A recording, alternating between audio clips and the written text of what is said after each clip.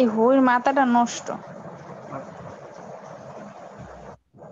প্রিয় শিক্ষার্থীবৃন্দ, বিশ্বব্যাপী বৈশ্বিক মহামারীর কারণে বিশ্ববিদ্যালয় সহ সকল শিক্ষা প্রতিষ্ঠান বন্ধ রয়েছে, যার পরিপ্রেক্ষিতে আমরা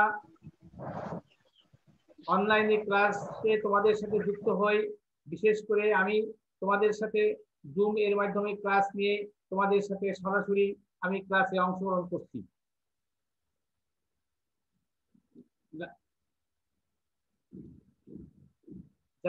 ক্লাসের শুরুতেই আমি তোমাদের স্বাগত এবং সুস্বাগত জানাচ্ছি এবং প্রথমেই আমার পরিচয় দিয়ে নিচ্ছি। আমি রাজেন্দ্রনাথ অধিকারী, বিভাগীয় প্রধান, ভূগোল ও পরিবেশ বিভাগ, আব্দুল করিম মৃধা কলেজ, পটুয়াখালী। আজকে আমি তোমাদেরকে একাদশ ও দ্বাদশ শ্রেণীর তৃতীয় অধ্যায়ের থেকে তোমাদের সাথে আলোচনা করব।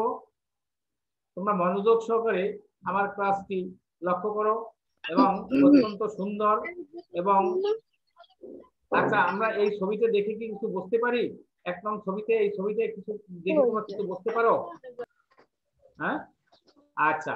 এই ছবিতে দুইটি পাত, হ্যাঁ, দুইটি পাত সংকুচিত হচ্ছে, দুই দিক থেকে চাপ সৃষ্টি হয়ে উপরের দিকে উঠে গেছে। বোঝা যাচ্ছে? কারণ তো কথা বলবো কিন্তু। আর দুইটি পাত দুই দিক থেকে চাপ সৃষ্টি হয়ে উপরের দিকে উঠে গেছে। তারপরে দ্বিতীয় ছবিতে কি দেখো? দ্বিতীয় ছবিতে তুমি কি দেখতে পাচ্ছ? একে অপরের দিকে এগোচ্ছে। দেখো, দুইটি পাত পরস্পরের দিকে এগোচ্ছে, দুইটি পাত পরস্পরের দিকে এগোচ্ছে, এরকম মানে করে এইভাবে দুইটি পাত দুই দিকে যাচ্ছে। খেয়াল করা তো? জয়ন্ত, কথা বলতে যায়? কথা বোঝা যায়? আমি একটু কথা বলতে চাচ্ছি। হ্যাঁ স্যার, বোঝা যাচ্ছে।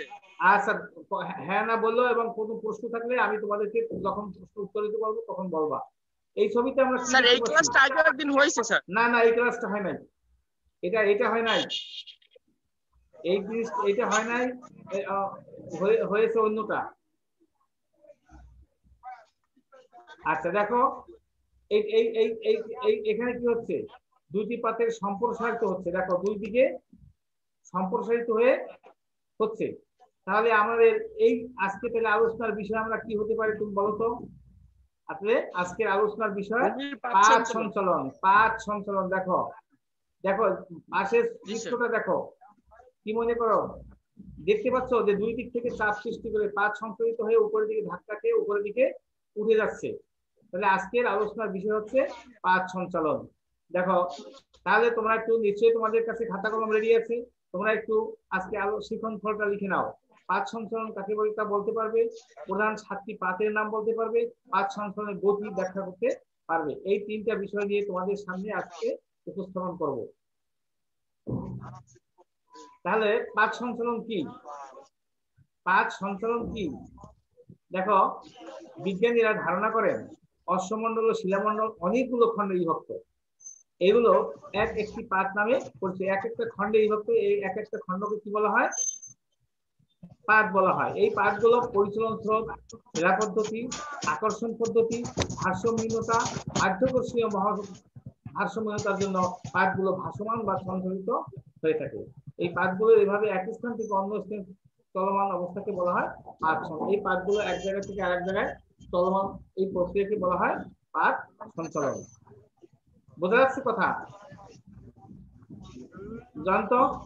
আচ্ছা, তাহলে এখন বলো তো পাত সঞ্চালন বলতে কি বোঝো? বলতে পারবা?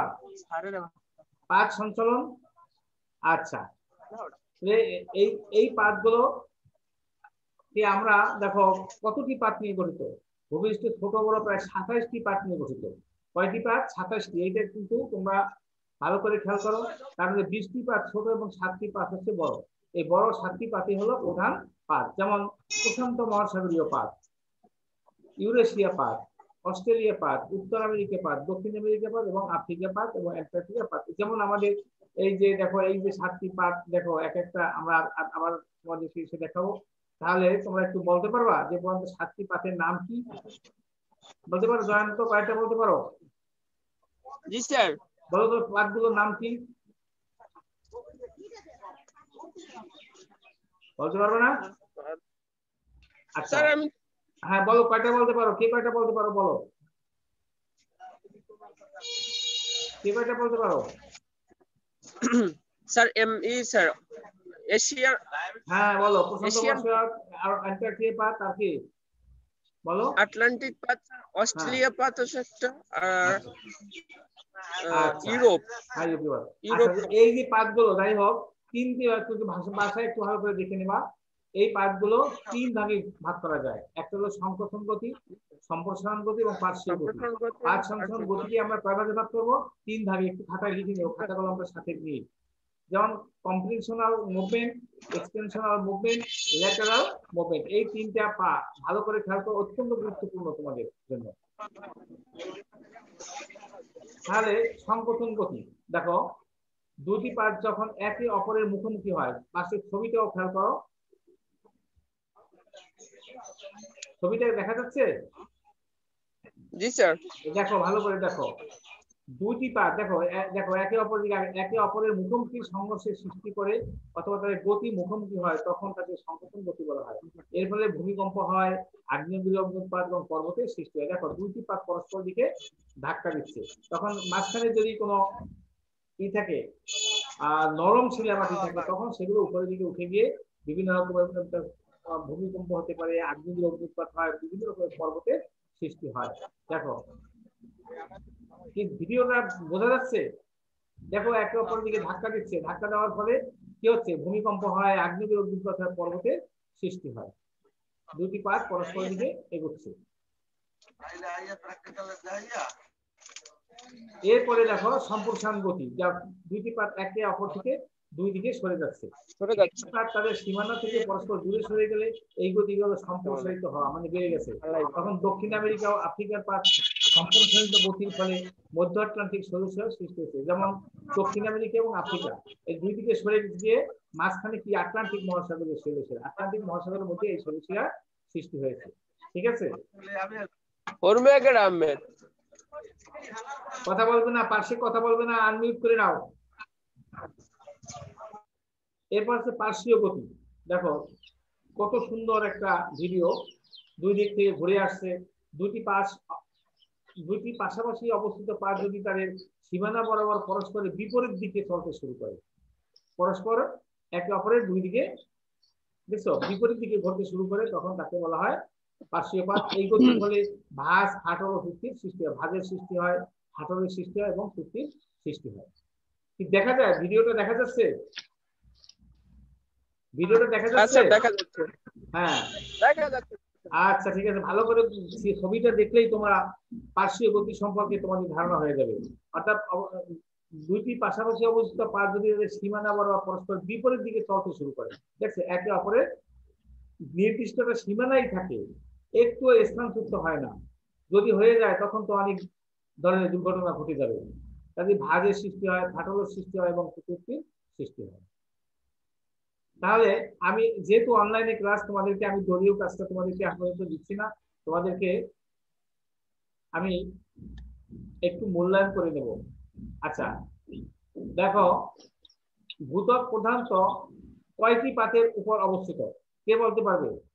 10টি, 9টি, 8টি এবং 7টি? দেখো আচ্ছা, এটা লাল বাতি জ্বলছে, এটা এটা সঠিক নয়, এটা 7টি। এই দেখো সবাই একে আমরা হাততালি দিয়ে এদেরকে স্বাগত জানাচ্ছি, এবং সে 7টি পাতের উপর, এবং এটা বলেছে কে? জয়ন্ত বলেছে। এরপরে আমরা দেখি পাত সংশ্লেষণ গতিকে কয়টি ভাগে ভাগ করা যায়? 2টি, 3টি, 4টি এবং 5টি। কয়টা ভাগে? আচ্ছা আমরা দেখি। আচ্ছা এটা হয়নি, 4টি হবে না, 3টি। আচ্ছা এই 3টি ভাবে ভাগ করা যাচ্ছে, দেখছো? তাহলে 2টি পাত, এটাও সঠিক নয়, তাহলে 3টি পাতে ভাগ করা হয়েছে। এরপরে দেখি 2টি পাত তাদের সীমানা থেকে পরস্পর দূরে সরে গেলে এই সেই গতিকে কি বলে? সংকোচন গতি, সংকীর্ণ গতি, পার্শ্বীয় গতি, সম্প্রসারণ গতি। আচ্ছা তাহলে কি হলো? 2টি পাত সীমানা থেকে পরস্পর সরে গেলে তাকে কি বলে? সম্প্রসারণ গতি বলা হয়। তাহলে আমি আজকে তোমাদের একটু বাড়ির কাজ দিয়ে দিচ্ছি, তোমরা একটু খাতায় লিখে নাও। পাতের সংকোচন সম্প্রসারণ গতির চিত্র সহ, এই যে সংকোচন হলো সম্প্রসারিত গতি, এই চিত্র সহ তোমরা কে খাতায় তোমরা লিখে রাখবে, যখন এই আমাদের প্রতিষ্ঠান খুলবে তখন তোমরা আমাকে এই অ্যাসাইনমেন্ট আকারে তোমরা আমাকে দেখাবা। এখন দেখছো বর্তমান সরকারের নীতিমালা অনুযায়ী এখন কিন্তু মাধ্যমিক পর্যায়ে তারা অ্যাসাইনমেন্টের মাধ্যমে শিক্ষার্থীদের মূল্যায়ন করছে। আমরাও তোমাদেরকে সেভাবেই আগাবো। আর তোমরা এইগুলো এখন থেকেই তোমরা অ্যাসাইনমেন্ট গুলো রেডি করে রাখো, যখনই প্রতিষ্ঠান খুলবে তখনই আমাদেরকে এগুলো দেখাবে, যে স্যারের যে কি কি ক্লাসগুলো দিলাম সেই ক্লাসগুলো তোমরা বাসা থেকে নোট করে রেখে দেবে। যাই হোক, এখন তোমাদেরকে সকলকে ধন্যবাদ। আর আশা করি তোমরা সকলেই বাড়িতেই থাকবে এবং পড়াশোনার প্রতিও মনোযোগ দেবে, আর স্বাস্থ্যবিধি মেনে চলবে। অবশ্যই তোমরা বেশি লোকালয়ের মধ্যে যাবে না, আর ঘর থেকে বের হলেই মাস্ক ব্যবহার করবে এবং হ্যান্ড স্যানিটাইজার ব্যবহার করবে, এবং বর্তমান সরকারের নির্দেশনা অনুযায়ী স্বাস্থ্যবিধি মেনে চলবে। হ্যাঁ, ধন্যবাদ তোমাদের সকলকে। ভালো থাকো তোমরা সকলে, এই প্রত্যাশা করছি।